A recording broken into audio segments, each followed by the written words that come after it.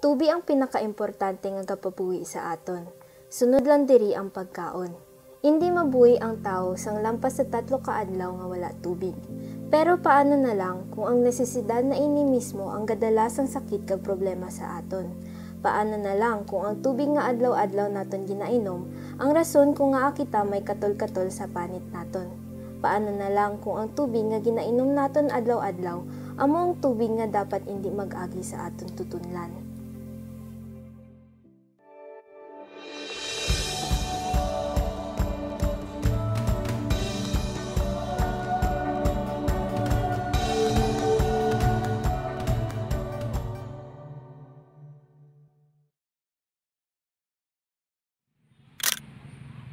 Ako si Jenjen sang Team Molders, kag amo ini ang napili namon nga komunidad, ang River Plain Subdivision sa Barangay Lanit, Haro, Iloilo City.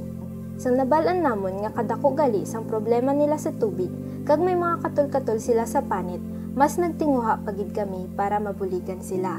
So we found out that their wells are contaminated with a high percentage of coliform bacteria. Wala silang clean water source. So alam po natin na grabe po talaga ang epekto nun sa ating kalusugan. Hinap nila yung mga village presidents for this project na kung pwede, magte-test sila ng mga more or less mga 8 wells dito namin, each block, to test kung anong microbe yung present doon sa well. After a weeks na bumalik sila, and then na-report nila sa amin na almost number 8 yata yung present ng E. coli.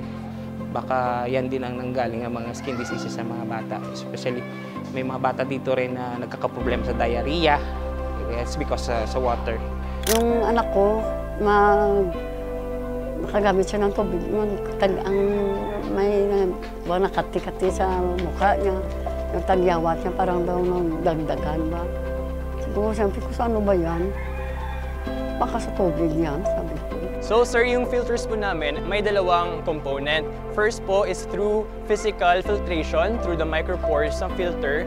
Sinasala po niya ang mga microorganisms at mga dust and dirt na as small as 0.5 microns. As well as meron po tayong tinatawag na silver nitrate solution na once pinahid mo doon at pininta sa filter, ito po ay mag-sustain na doon as silver colloids. Ito pong silver colloids na ito yung papatay sa bacteria once ang tubig po masasala.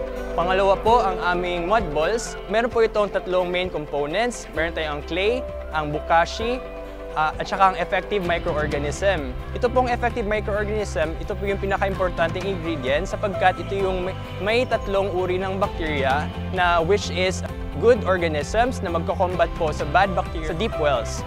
Kasi kaya makatulong sa tao na makagamit,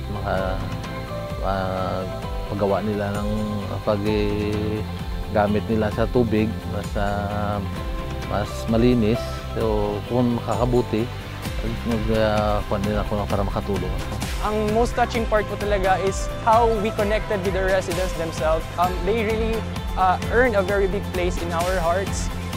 Kasi po dati, they're all strangers sila para sa amin. But for now they know us by our names. They know us on our qualities and how we interact with them. So yun po talaga yung mga bagay na hindi matatawaran sa experience na ito. Very positive ang kanilang pagtanggap. Kasi bihira lang itong ganitong project na magkaroon dito. Salamat po ako sa kanila. Pagtulong nila dito sa amin sa community. Pagtulong sa amin.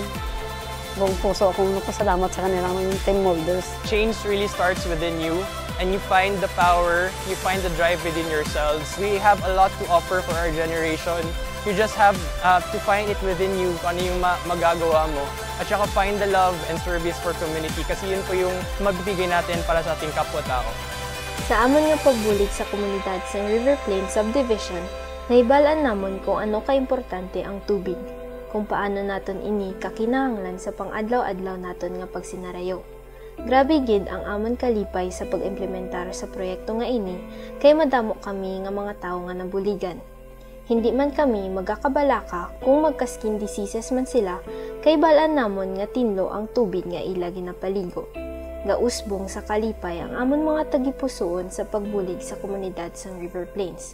Bisan anuman kasimple ang amon ginobra, kay para man ini sa ikaayon nila.